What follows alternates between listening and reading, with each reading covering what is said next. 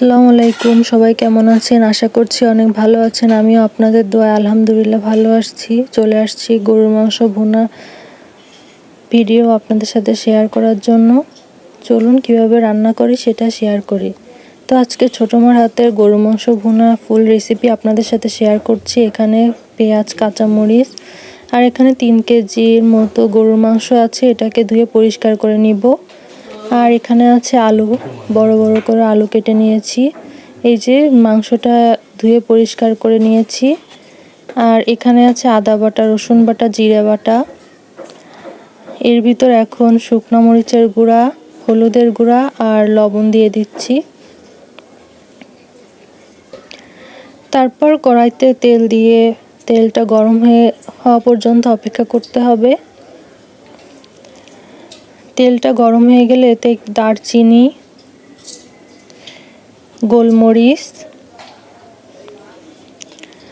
তারপর দিয়ে দিব হচ্ছে এলাচ, 4-5টা এলাচ মুখ ফাটিয়ে এগুলো দিয়ে দিতে হবে। তারপর এই মশলাটা একটু ভেজে নিতে হবে। একটু ভাজা হয়ে গেলে এর ভিতর এখন পেঁয়াজ কুচি দিয়ে দিতে হবে। পেঁয়াজ কুচি দিয়ে ভালো করে ভেজে নিতে হবে, একটু ব্রাউন করে পেঁয়াজ কুচিটা ভেজে নিব। এটা আমার খালা শাশুড়ির হাতের রেসিপি। আপনাদের ভালো লাগলে অবশ্যই বাসায় এভাবে ট্রাই করে একবার হলেও খাবেন, ইনশাআল্লাহ অনেক মজার হবে। এখন পেঁয়াজটা একটু ব্রাউন হয়ে গেছে, এর ভিতর সব মশলা দিয়ে দিচ্ছি।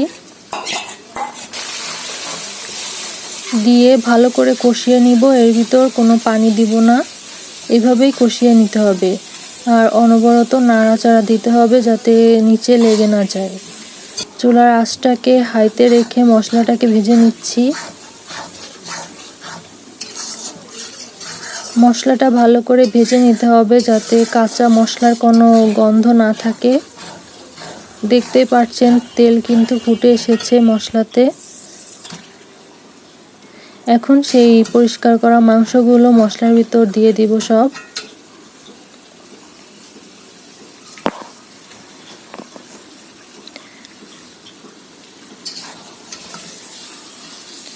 সব মাংস দিয়ে ভালো করে কষিয়ে এভাবে রান্না করতে হবে। এতে কিন্তু আমি কোনো পানি দেইনি, আপনারা দেখতে পাচ্ছেন।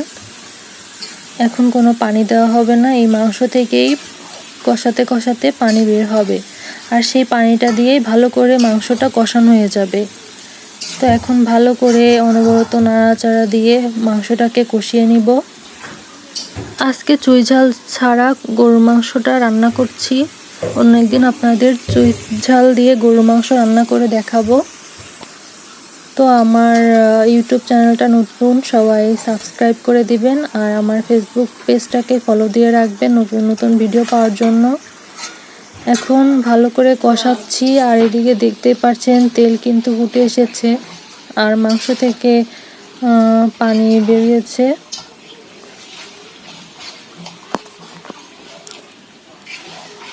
এইভাবে প্রায় 1 ঘন্টার মতো মাংসটা আমি কষিয়ে নিয়েছি। মাংসের কালার প্রায় চেঞ্জ হয়ে এসেছে, আপনারা দেখলে বুঝতে পারছেন। মাশাআল্লাহ, আমার খালা শাশুড়ি, মানে তাকে আমি ছোটো মা বলি, তার রান্না অনেক মজার। সে অনেক মজার রান্না করে।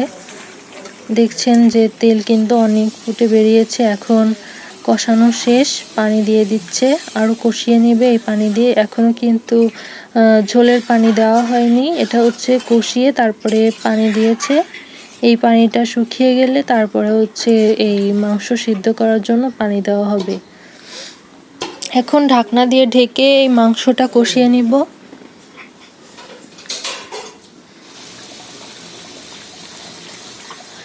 এখন ঝোল যেই পানিটা দিয়েছিলাম কষানোর জন্য সেটা প্রায় শেষ হয়েছে এসেছে।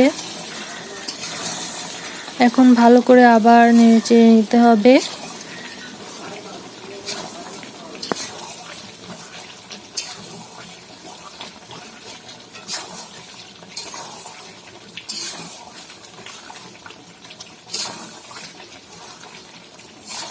এইভাবে কষিয়ে কষিয়ে মাংসটাকে আজকে রান্না করা হবে। তো এখন হচ্ছে মাংসের কালারটা মাশাআল্লাহ অনেক সুন্দর এসেছে, আপনারা দেখলেই বুঝতে পারছেন।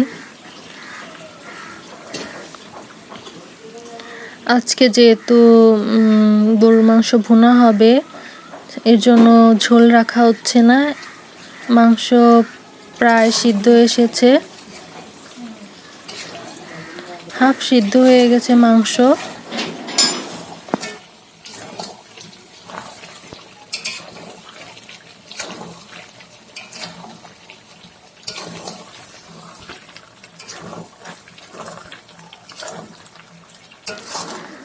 আর একটু অনবরত ভালো করে মাংসটাকে কষানোর পর আলুগুলো দিয়ে দিচ্ছি।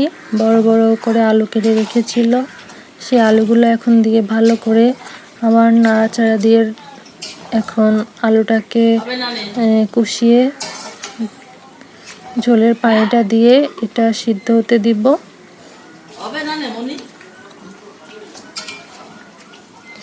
তো আপনাদের যদি এই মাংস রান্নাটা ভালো লেগে থাকে অবশ্যই বাসায় একবার হলেও ট্রাই করবেন।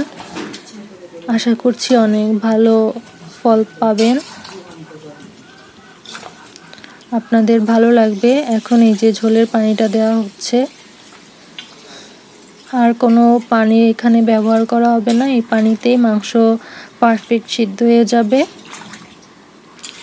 আমি কিন্তু আজকে প্রেসার কুকারে রান্না করা আপনাদের দেখাইনি, এটা হচ্ছে পুরোটাই কড়াইতে এভাবে কষিয়ে কষিয়ে রান্না করা হচ্ছে। আর মাংসটা অনেক ভালো সিদ্ধ হয়ে গেছে। মাংসে বলক চলে এসেছে, এখন অনবরত একটু নাড়তে হবে।